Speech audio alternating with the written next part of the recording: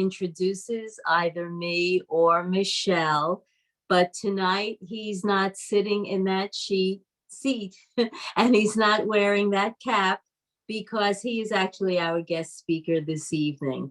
So if you've been here before, Brother Erik, you know we don't know what to expect, but he did promise me that we would have some fun tonight.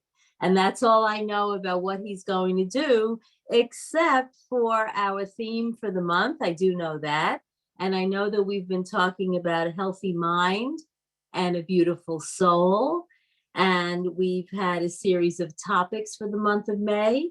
And on May 4th, we had Sister Anjani, who is here at Harmony House with us, and Sister Alma tell us how to put a full stop on those negative thoughts, excuse me, and stop reaching into the past and be in the present.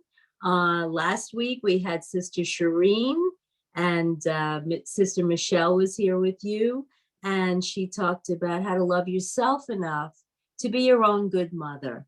And it was very appropriate for Mother's Day.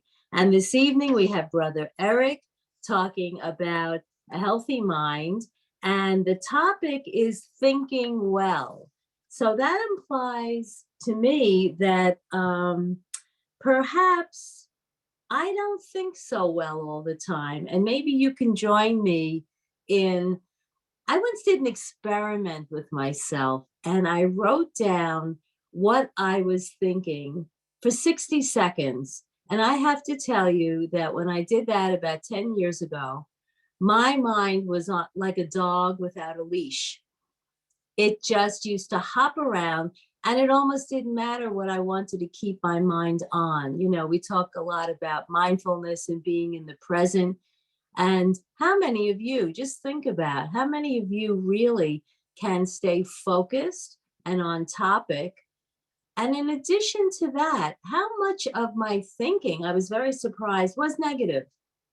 I was talking about something that I was thinking about something that happened in the past that was upsetting, or something in the future that I was worried about. So I do believe, and I really have no idea what approach Brother Erik is going to take tonight. That's part of the fun for me emceeing here. But I do know that my mind does not know the difference between a thought and a deed. And that's why positive affirmations work. Because if I keep telling my mind I'm terrible at something, I will be terrible at something. But if I keep telling my mind the past 9 weeks that my knee is getting better from an injury I had, and that my knee is as healthy as the other knee, and my knee is doing just great, that I want to believe is part of my healing. And giving that message releases all kinds of endorphins or chemicals in my body that support the thought in my head. So the contrary, the opposite is true too. If I'm thinking negative things, I'm going to be a victim of adrenaline, cortisol, all kinds of stuff. So even though science and medicine separated the mind from the body a long, long time ago in order to discover things and be smart, I find that holistic medicine and things like that are getting back to recognizing that we are one whole being. But this isn't about what I think tonight. So without further ado, I'm going to just remind you who Brother Erik is. And let's see what he wants to talk about tonight, who he is. He is a soul. Excuse me, Brother Erik, you are not your role. I know that. That's what we learn here. But I do want to remind the audience of the wonderful bio you have. He is not only a director of the Brahma Kumaris World Spiritual Organization and one of our key leaders and thinkers. He's a representative to the UN. We do have a room at the UN and are represented in everything the UN does, not everything, but to pursue peace on the globe. And he's also a member of many non-governmental organizations, committees, NGOs, on the freedom of religious belief and others. He's also on the board of directors of the Long Island Multi-Faith Forum. He is, of course, a practitioner of Raja Yoga and a teacher, and he was my teacher for a while. For over 40 years, he's been doing that. And he is extremely experienced in not only being an instructor, but facilitating retreats. Before his retirement, he worked as a civil engineer for GE and many other companies. And now he is exclusively ours.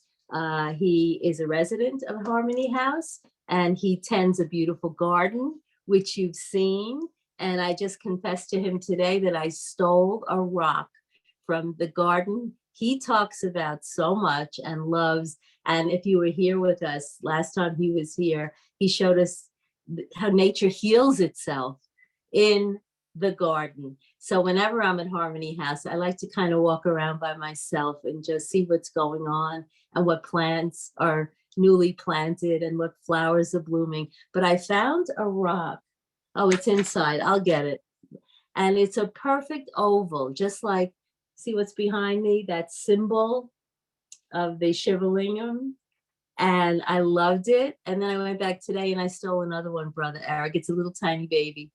Anyway, without further ado, and we do have a whole lot of exciting things coming up at the end of the month, next week, and on next weekend. So stick around for announcements later on. And I am going to now turn this beautiful Zoom platform over to Brother Erik. Very good. Thank you very much, Louise. Welcome. I appreciate it.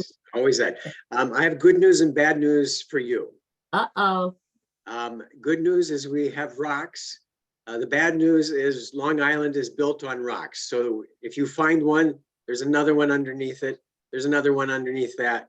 There's a bigger one underneath that. So keep digging. You'll be very, very happy. No, but they're Harmony House rocks. They're Brahma Kumaris rocks. Yeah. We're happy to share our harmony. Everybody can take a pocket full of dirt or sticks or rocks next time you come. No charge.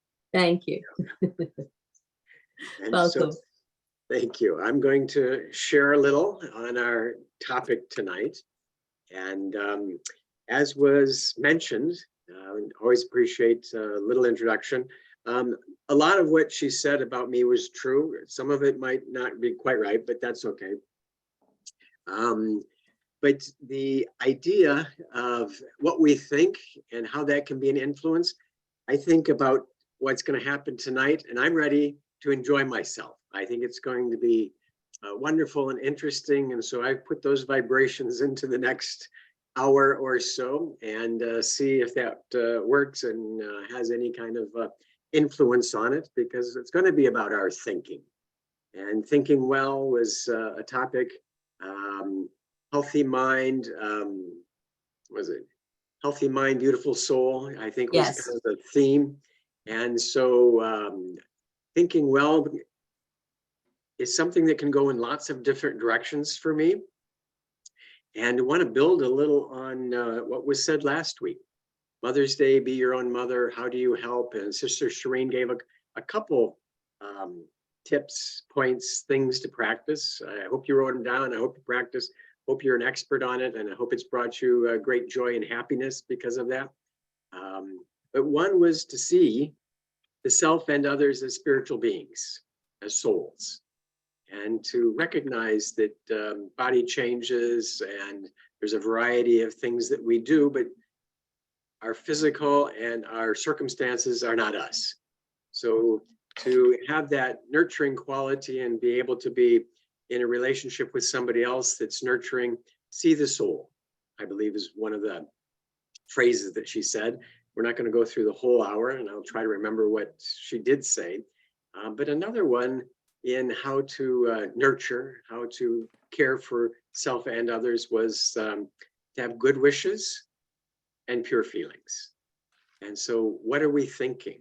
And kind of reinforcing that what we think is very important, because it's an energy, it's a thought, it is an action. And so why not see ourselves in a beneficial way? Why not create the things that give us the qualities that we want? And one of the practices that I believe is essential in what one would want to do in a spiritual or well-being practice is, what do you want?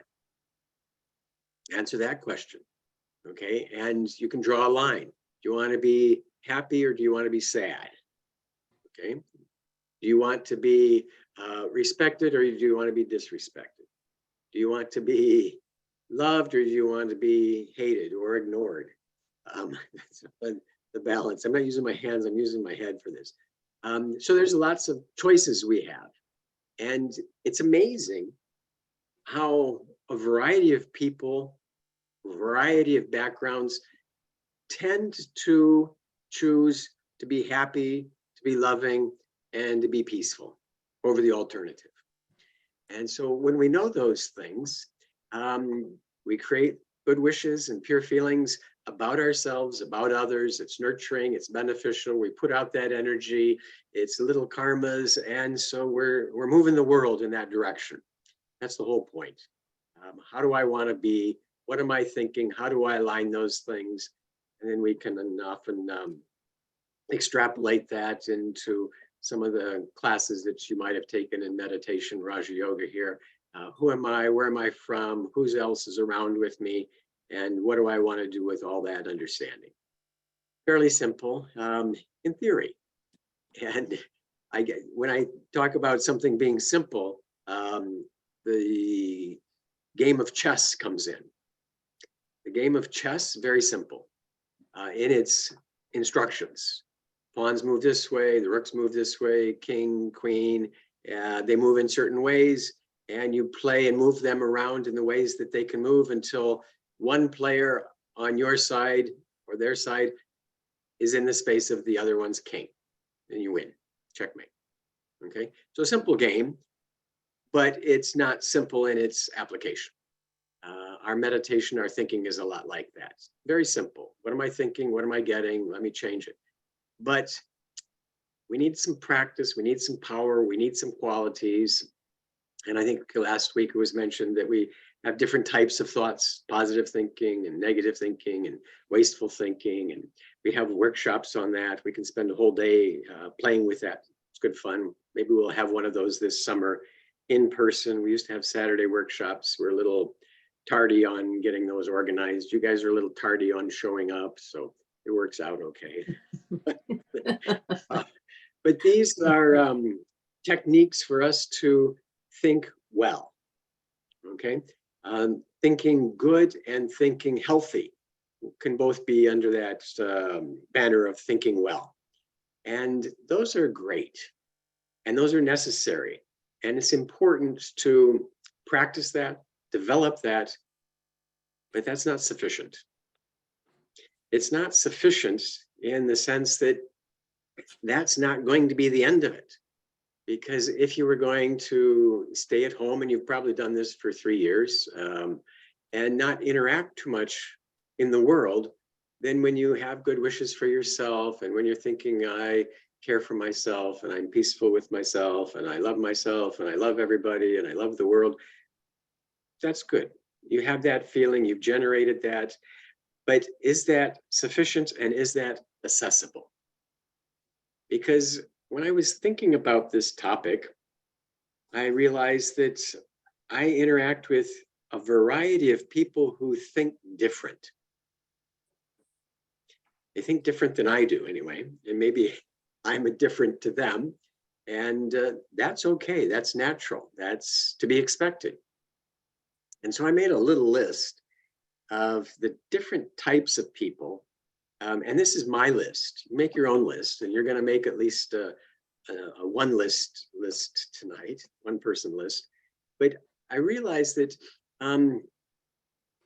there are individuals I've met in my life, and I've given them some names or categories.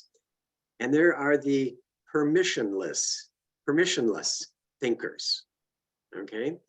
And you can be sitting in a room and they'll just start coming in talking. Whatever's on their mind, whatever's going on, and they just are talking. They're not sure if they're not cognizant or recognize if anybody's actually listening, but they are giving a kind of a commentary about whatever pops into their mind. Oh, I've got to go over here and get the bananas, and then I'm going to go over here, and oh, look at over there, or something like this. And it's just a running dialogue. And they don't ask, how are you, or something like this, but they just are kind of always on a verbal commentary of whatever's coming into their head. And they don't ask your permission.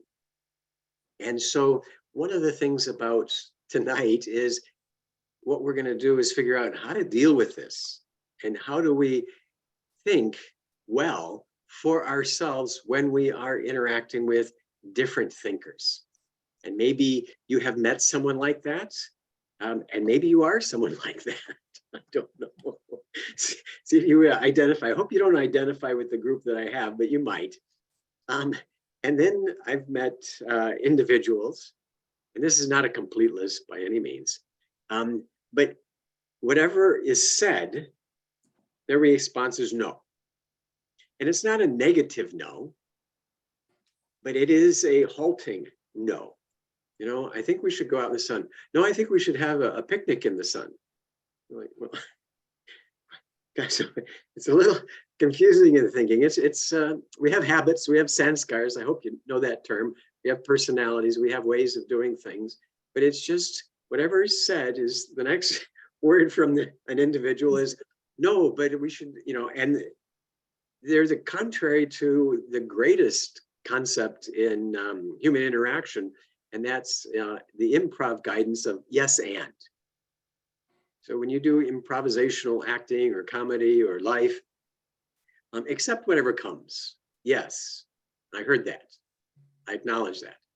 And I'm going to add something onto it. And if I do that and you do that, then we just keep flowing. It works well. Yes, and, because it doesn't stop anything. But when you say no, whether you mean yes or not, it is often communicated. So how do I interact with someone who is going to always put little roadblocks in my way? I said I was thinking that this would be a nice night, and so that's a positive, clearing the way for nice things, vibrations to happen and percolate to all of us. But if I kept saying no and negative and not and such, even though that's not exactly what I meant, I'm sending that out. And so there's that type of a thinker. What we doing? Okay. And then I have interacted with individuals that I'm going to call loud thinkers. Okay. That they're so caught up in their own thinking, they can't hear anything. And so it's like, hello, how are you? What is the next word out of their mouth? What? Huh? You know, in that sense. They're so busy, so loud, so thinking that they don't hear. But what's interesting for some is you're pulled into the repeating. Hi, how are you today? What? I said, how are you today? Okay. And so having to say things kind of twice, get their attention, and they will spin off sometimes in their own thoughts and not hear. It's a very interesting dynamic to me, that you've got some loud thinkers. And then a variety. I've only got a little list of 6. There was one that popped up. There's lots more. Maybe you've got some people that you know and different things, but maybe you've heard or met someone who, whatever you say, whenever you say it, they'll always answer what? Huh? And I find that when I pause, they have heard it, and then they'll kind of go back and replay that, and then, you know, they caught it, but they're just not there. Okay. 3 more. Then there's a group of thinkers that I'm going to call the sour sensitives. This is not official. This isn't written down anywhere. This is the categories aren't important, but they, no matter what you say, they seem to, oh, why did you say that? They interpret it negatively. Okay, they get hurt. You know, why'd you say that? What do you mean by that? Okay, so that their thinking is in a position where it's all these are kind of landmines, But if you say the wrong thing, it's taken, and then there's a lot of energy spent, trying to sort it out, and they're not going to hear it anyway. And why did you say it that way? Why did you say it that way? Okay, but their thinking is about whatever's being said much different than mine. And that's kind of the point that I'm trying to illustrate, is the variety of thinkers and the difference of those, and then what we might be able to do with that. Another one, fifth of sixth. Sixth.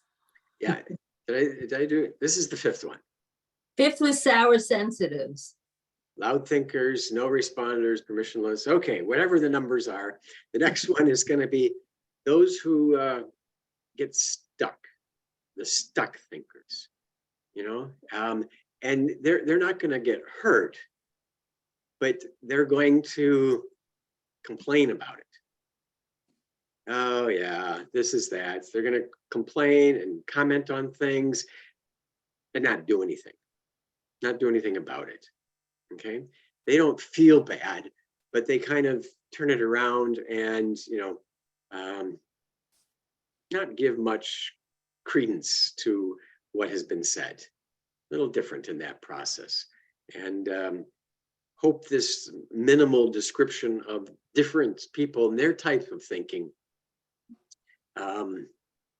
is clear enough. And then the last group that I'm going to talk about that I have interacted with in my life are those who get inspired. Okay, so we're going to have the insight, and it's Thursday night, and it's going to be on thinking well, and yeah, that's great, and off they go in a different direction or a tangent. Okay, so they can't stick with the topic. They're always kind of going off in another direction. And it was mentioned to me one time, very sweetly in passing, as someone was in this category, inspired about something. After it was done, they said, somebody else I was with said, well, that was useless and wasteless, useless and worthless. So, not a very uplifting comment, but it was actually very accurate. We can do this, and we'll do this, and I can do this. And I think it had to do with serving in jails, and I'll call them up and we'll go there. It's like, who's gonna, and it's just like, kind of missed the point. So part of those categories and the setup at the beginning of what kind of thinking do we have? And how much do we actually practice it? Because what type of thinking is necessary or helpful or beneficial when we meet people who think in a different way? Because that's what I'd like us to think about, that we have options, that if we have practice and have lots of experience with peace and love and joy and a variety of powers or virtues or qualities, then maybe we can think and add something in a different way, in an appropriate way, that will help us interact with those who think and speak and act in a different way. Because the ones that I mentioned because they are inviting me not to be happy, not to be peaceful, not to be calm, not to be in a state of being that I want to be in. We all figured out what we want to be, and so my thinking is going to take me there. But there are many people that I have met, and I'm going to say, not including any of you, you have met people that sometimes think in a way that brings out frustration, upset, anger, other things. And that is a very interesting concept to me. When other people think in a different way, and they have every right to think and say whatever they want to, but why would that have an influence on me? And want to interject a little story. I heard it, I love it. Maybe you heard it before, but I like telling it, but there is the individual, hope you've heard this and I hope you remember it, who is, bought a cup of coffee, local coffee shop, walking down the street, having a little sip, and gets bumped. Spills. It got spilled. What got spilled in this situation? And coffee. Coffee got spilled. Why did coffee get spilled? And an immediate first response and thought might be, well, he was walking down the street and he got bumped.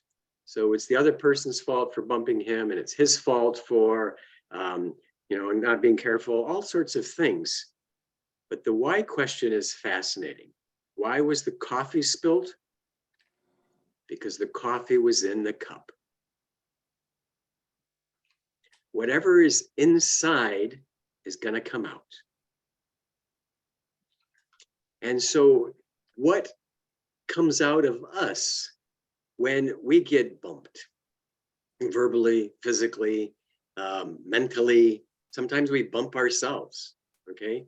Here's something, here's the thoughts, and what it brings out a quality, a feeling that I don't want, that I'm not striving for, that I'm not practicing. Where'd that come from? And so when we are dealing with other individuals, they're bumping us all the time, one way or the other. It's nice if you can have days where you're not bumped too much, but everybody's a little different. Everybody thinks a little different. Everybody has their own ways, and everybody is giving us something that potentially could spill what's inside of us. And it's interesting to watch ourselves when we get bumped. What comes out? It comes out because it's inside of us. And so looking at these 6, and this is going to be my little way of playing with this, but I'm going to ask you to do it on your own a little later also. But in those groups, and I had 6, see how that matches up. But remember I described the permissionless. They just keep talking. They just kind of come in, barge, whatever is on their mind they think is what is being asked of and should be shared. Okay, well, that's one way of thinking, but it's a little offensive. It's a little brusque. It is,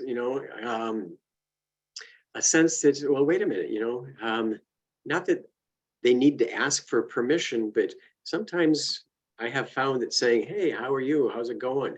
Is a nice way to say, I have something to say, as opposed to, blurting it out. And depending on your relationship and the friendship and the closeness and such, all these are little things.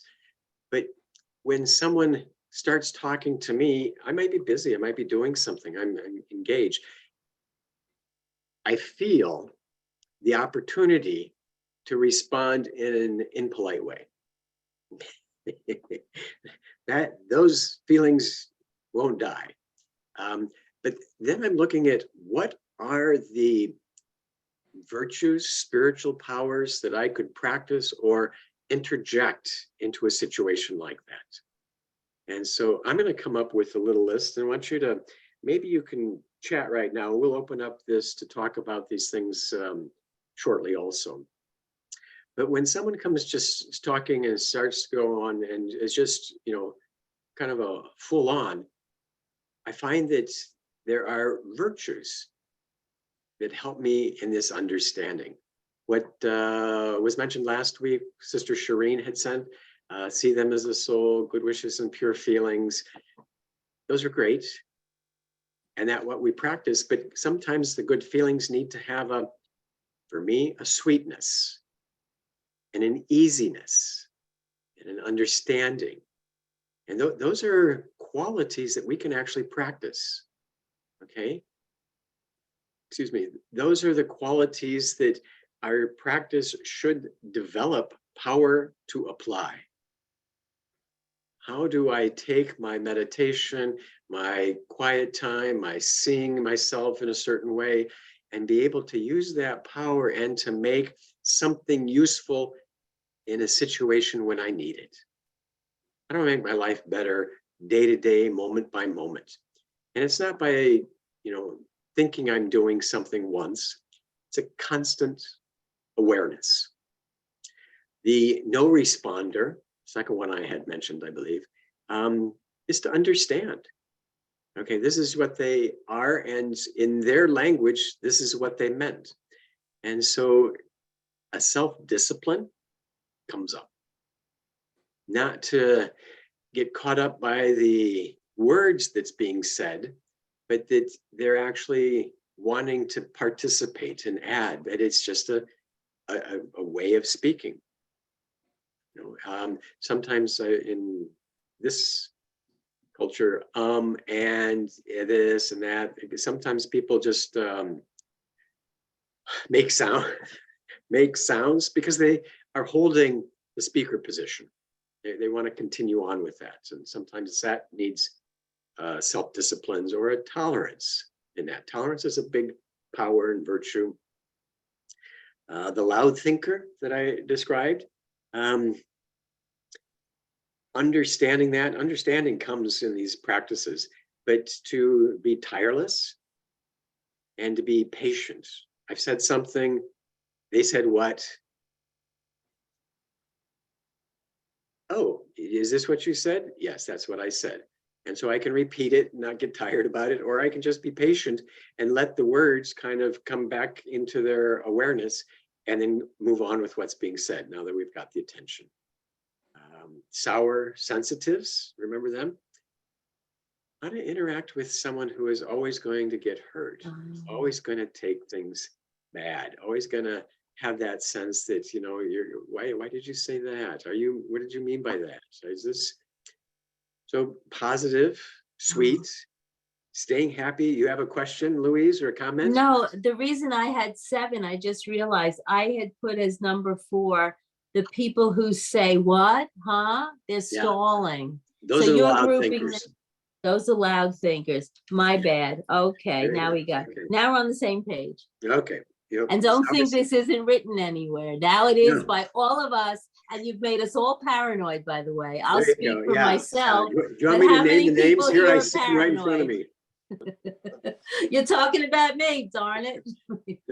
No, yeah. You're somewhere. So the stuck ones and these are my definitions. There's not going to be a book on this. Don't ask for a repeat of anything. But they don't have any enthusiasm. There's no energy. So that feeling of me bringing in enthusiasm, a lightness, the joy with what it is that might be transferred to them in case they would want to use it. And so what is the virtue? What is the quality? What is the power I'm communicating and bringing into my awareness, my thinking, and how am I communicating that no matter who I'm working with? And each one of these is a little different. And that inspired one, a little totally different. I like what you say, and it reminds me of this, and off they go. So might need a little more focus in what we say and the ability to bring it back, a little more determination, a little more of that quality. And one of the things that I wanted to show, and see if I can do that here now. Where are we? Oh, did I lose something? No. Want to share this, what I'm calling a list of virtues. It's on a Word document, so just copied from somewhere. But these are some of the qualities that I want us to note and identify and just be aware of, that these are different techniques or qualities or manifestations of our spiritual power. And if I had a song, I could put them all together, but I don't. But acceptance, assertiveness, attainment, authenticity, awareness, balance, beauty, brilliance, caring, cleanliness, compassion, contentment, attachment, enthusiasm, gratitude, honor, hope, humility, respect, sincerity, trust, wisdom, wonder, understanding, tolerance. There are a lot of different ways that we can create thoughts, create a way of being ourselves. What's inside of us is going to come out, so that when we meet someone, find ourselves in a situation, that we have access to a variety of responses that we have inside of us that will help us interact and deal with people who think differently from us. People thinking differently from us is not a problem. Everybody does that. People who think differently from us and bump us, and we have something that is not in alignment of how we want to be, is a great signal for us on how well we have implemented the rules of our game. The rules are simple. I practice, I think about it. The strategies, the theories, the implementation, the gamemanship of our using spiritual power in our lives is the greatest joy we can have. Every day, what am I taking? How can I apply that? How am I going to get through these things? And at the end of the day, how did I do? Did I use more virtues? Did I get a chance to practice being harmonious and hopeful? Or was it just kind of even and I didn't have to do anything? If we don't practice these, if we don't put these in our cup, they're not going to come out at the right time. And so what I'd like to do is to see all of you, if you're still with me, think of your day today or yesterday or this week, and see if somebody pops to mind who thought a little differently than you did. And picture them and see that event where there was some sort of an exchange, an interaction. You might not have said anything, but was there anyone in those 6 categories or in a different category that might have bumped you?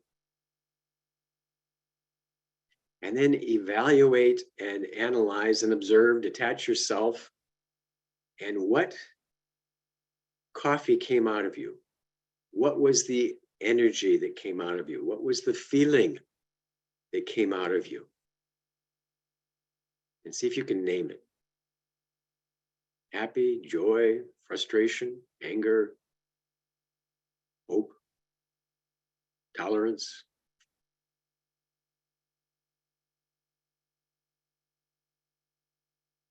And recognize that this practice of knowing others think differently, knowing that we're going to get bumped, knowing that something is going to come out.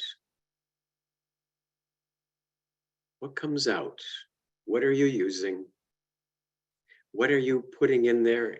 And can we get bumped and be self-respecting, peaceful, loving, and whatever else?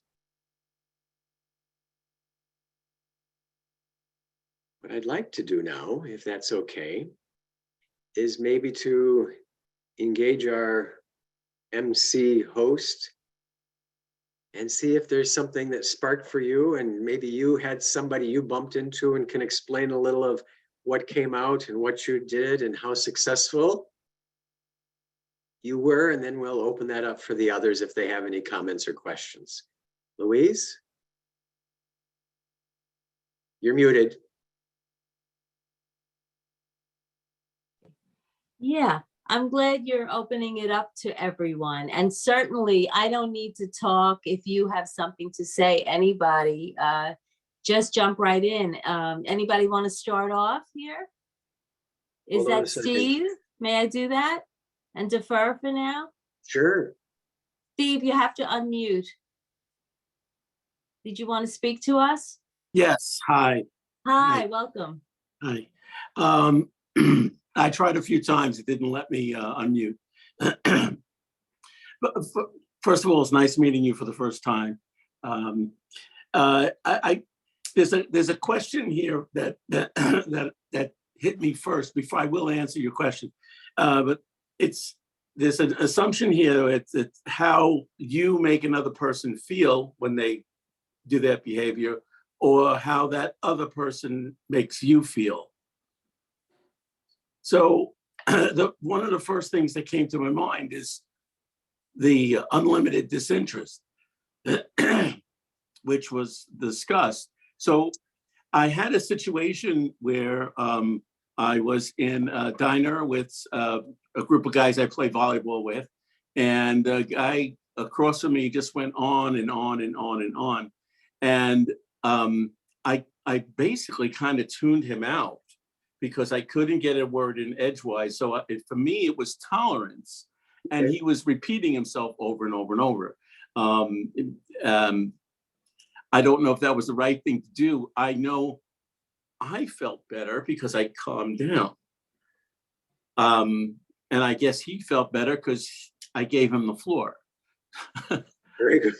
Yeah. Sounds like a win-win. And Yeah. but that process of recognizing how others can affect us. They don't dominate us necessarily, they can, but you felt something and used that spiritual power of tolerance in that moment and reclaimed or never lost the qualities that you wanted to have for yourself. And so it's an evaluation process, I think we're talking about tonight, for me anyway. What's happening outside of me? Does it have an influence? And how do I deal with that? You know, in that sense that when it's going to rain on Saturday, I'm going to be prepared for that and I'll be okay. If I go out in the rain and I get wet and I blame the rain, then I've kind of let myself into a bad situation. And so if I've got preparation, if I've got qualities, if I've got skills, if I've got tolerance, or many others, I'll get through these opportunities that could cause me upset. Great. I hope your volleyball team goes well. Thank you. Anybody else want to share? Well, you asked me at first if no one is raising a hand. I'm doing a whole psychological interpretation of all of this, and I'm dividing it into your list of extreme body conscious people, so trying to be social, trying to medicate themselves. These are all ways that people, I think, behave because we have to interact. And some people are just uncomfortable. But your antidote, it doesn't matter the diagnosis and the type to me, they all share that. And I do lapse into some of these sometimes, I know it. But the point, don't laugh so hard, Eric. We know each other too well. Yeah, no, we all have these qualities, so yeah. Yeah, we do. But the beautiful part is that here we learn, as you said so beautifully, to go to the virtues and know when we're coming from a place of discomfort. When that coffee spills, for me, it's usually because the person is behaving in a way that I used to behave. And I don't say that in arrogance. I work very hard to undo not just these things, but different, you mentioned the word sanskars, acquired traits that began as defensive behaviors, mechanisms for survival. And what you've got is somebody who has to fill the air with their voice constantly. So learning silence here is the antidote, you know? Okay. And I'm just thinking the people who constantly have to say no or argue with you. I'm taking it to the extreme you didn't. They want to engage, and it's a social thing, and it's easy to want to come out on top, you know? So there's a whole list of reasons why people misbehave. And then there's a whole list of reasons why I will be sensitive, more sensitive to certain people than others when I feel these are all bad listeners. They're focused on themselves, whereas you're asking us this evening to take that pause that Anjani and Alma talked about the first week. Put a full stop on everything that's going on in my head, and let's move into any of these virtues that you've talked about, the big ones or the little ones. To be tolerant when you're hurting, to be tolerant when you're in pain, to be tolerant when you're angry because you're not being listened to and you feel that what you have to say is so important, you know? So this is a very complex thing, but there's one, as you said, simple solution. Be soul conscious. There you go. Yeah. Well, being soul conscious is the beginning and gives you the chance to accumulate, but how do you use it and when do you use that? That's part of that. I see a hand up. Is that okay if we? Yes. Oh yeah, Sushil, of course. Hi. Yeah, hi everyone. Hi, This Sushil. was so beautiful discussion. Let me bring the hand down. Let's see. Oh, here you go. I think my sign was different. It was not a hand raise. I should bring it lower the hand. Okay, so I think I came across a situation, and I think it was, and everybody comes into this situation. I think, oh, we are all in our Lokik world. So I was in a shop recently buying a computer because my computer shocked completely, suddenly stopped working. So anyway, to cut the long story short, I was given the computer and I was told, go to the next store, another center where it will be, you can pick it up. So I went there and they said they will set up everything for me with the technology there. I said, fine, they will transfer my data and all. So I was in line, and then suddenly I saw a couple coming in front of me in the line. For a minute, I felt strange. Very nice people. I didn't say a word. I completely was tolerant, I think. And I was absolutely quiet. I said, there must be some good reason. They just knew that I'm standing here and they just came in front of me. So I think the lesson of patience and tolerance comes in here. And when they went to the counter, the young man who was on the other side serving them, he was very nice. He raised his hand. He said, hey, don't mind. I was working with these people before you came online. So I'm going to take care of them before I take care of you. So it was so impactful. And I felt so nice that had I, become a little intolerant, that how come you are before me? I'm in the line, you come in the line. If I had felt even slightly, I said, there must be something, I don't know. There's a older couple there, so let them go. I'm not going to, think about it. And I just patiently, and so I got my answer in probably 10, 15 minutes later. And that I was so grateful to myself. And I appreciated so much that, oh, Baba, you helped me. Had I said something, I would have felt terribly bad when I had learned. I would have learned that this couple was actually being served before I came. So I think it was these kind of interactions happen all the time in our world. So I think a big lesson learned is as a thinker, Erik, thank you for bringing tolerance, accommodation, patience, pause. And I think something truth will unfold. And I as a soul should not be feeling, or as me should not feel bad or sad or hurtful if something I do was wrong, actually. So it was I wanted to just share. It was so beautiful for me to experience it. Thank you. Yeah. I would like to commend you for your tolerance, your patience, all of those beautiful qualities. Herman, is that you, Herman? Yes, that's me. Hi, and Herman had a comment in the chat too. Yeah.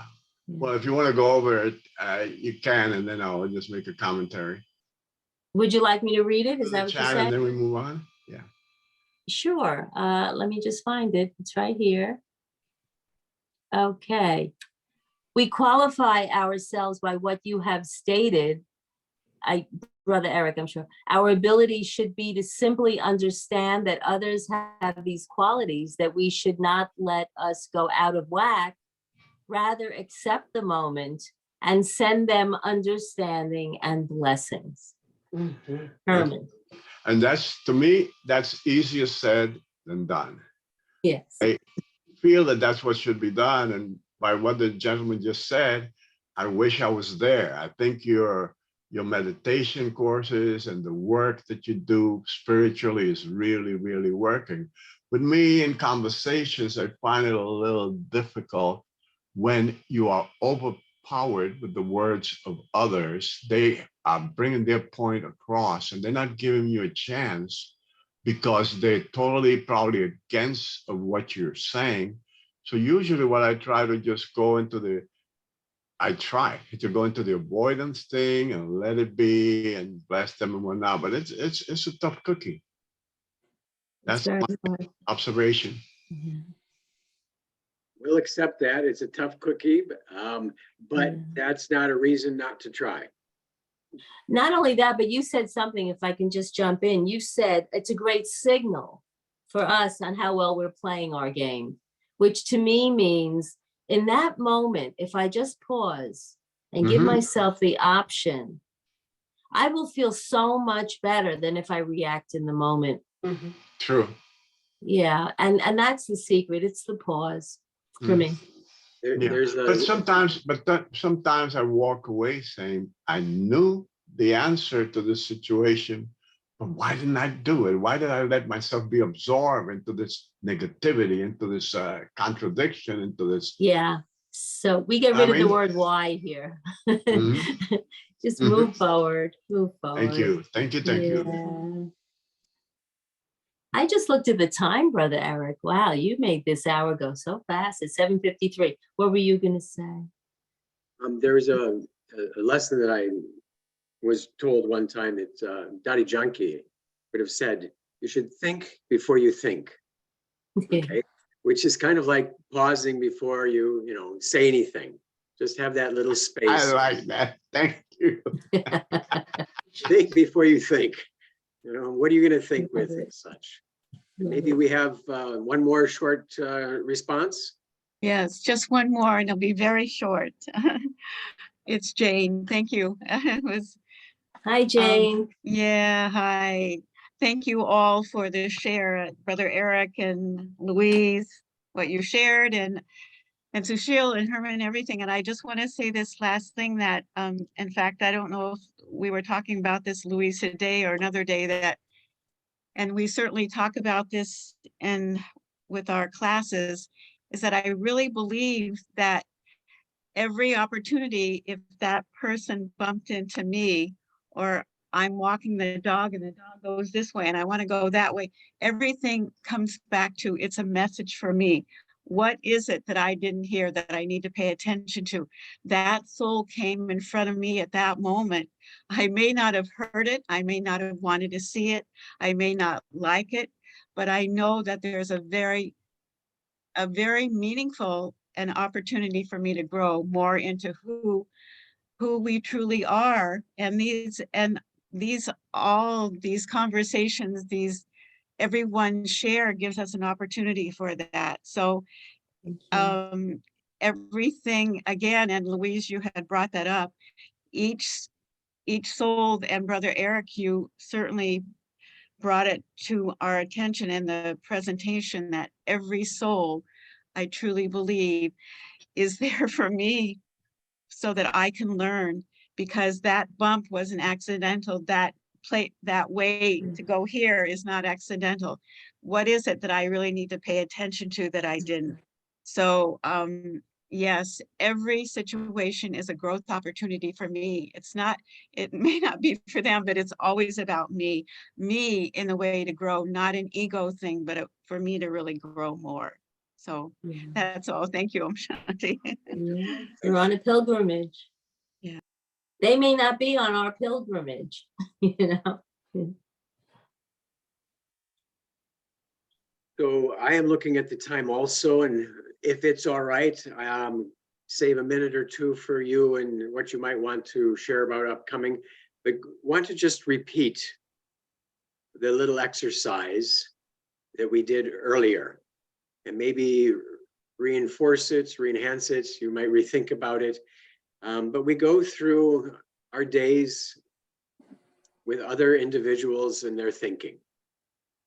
And sometimes their thoughts bump into us and it invokes an immediate response. And so check this week, today, the past couples, a real life instance in your life where someone in their way of thinking and responding, acting out their thinking, might have elicited a quality in you, good or bad. And now add the quality that you want in that situation. Could be more peace, could be more tolerance, could be whatever it is. But see that scene where you have the quality that you want. And if you used it, relive that, bring that feeling back. And if you want to change that situation now. And see yourself with your spiritual power and virtue being exactly how you want yourself to be in that situation. That's our practice. That's our arena for becoming great and successful. Thanks for coming tonight, everyone. Yeah. Some announcements. Don't go away. I just want to say, Brother Erik, just to put the icing on the May cake, this has been for me, to me as an MC, one of the most helpful months, in that we are ushering in a springtime of really understanding how to be more peaceful, more loving in our relationships and in our own minds. And from putting a full stop on things to being your own good mother to what you've taught us tonight, I don't think we can ever do anything but detach and watch when someone is offending us, as long as we keep our feet on the ground, as you said, you know. So thank you so much for this. Personally, I'm thanking you. It's a beautiful, beautiful hour. I do want to tell you, I'm going to talk fast, but we have so many exciting things coming up. I hope there are some flyers up there because I've got them in no order. Okay, let's start with next week. We have had the pleasure at Harmony House of meeting Manoj, Dr. Manoj Mainani, I believe, and he is a fabulous, fast-talking pediatric nephrologist, kidney, children, and he is a very enlightened Brahmin from India, from Madhaban, and he is going to be in person next Thursday evening. So if you can get to Harmony House, it's the same time as turning on your Zoom. If you can't, you're welcome to join us on Zoom, but we're hoping to have a really nice crowd. He's been just touring around the East Coast and just delighting everybody. I promise you an enlightening evening. Let's open the third eye of our intellect and explore our true spiritual identity, which makes life truly light and less stressful. So come on down. We're going to have a good time with that. And next we have also in person, and there is the Zoom option, but this is on Saturday. This is not a Thursday evening session. Saturday, May 27th, 4 to 5:30 p.m. in person is one of the senior, most loved, wise, terrific. I can't tell you how I just go to YouTube. I could listen to this brother all day long, and it's Brother Ken. And he is, as it says up there, practices and teaches meditation since 1975. He's an author. He's a wonderful Brahma. Do not miss Brother Ken. And he's going to talk about what does it mean to be conscious. Okay, what do you have next up there? Is that Narayan in the booth? Okay, we do have a beginner's course in English, and it's a little bit different. It's going to be weekends, Saturday, Sunday, 2 weekends, in person at Global Harmony House. No Zoom option, is that correct, Brother Erik? That's correct on this one, yes.